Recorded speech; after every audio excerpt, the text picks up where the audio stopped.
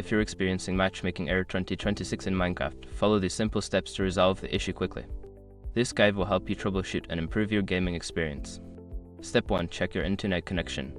Ensure that your internet connection is stable and working properly. You can do this by testing other online services or restarting your router.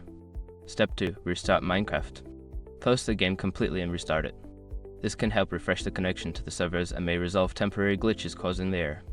Step 3. Update Minecraft. Make sure you are using the latest version of Minecraft. Check for updates in your game launcher and install any available updates to ensure compatibility with the servers. Step 4. Change server region. Sometimes, the server region you are trying to connect to may be experiencing issues. Go to the multiplayer settings and select a different server region to see if that resolves the error. Step 5. Check server status. Visit the official Minecraft server status page or community forums to see if there are any ongoing server issues. If the servers are down, you may need to wait until they are back online. By following these steps, you should be able to resolve Matchmaking Error 2026 and get back to enjoying your Minecraft experience.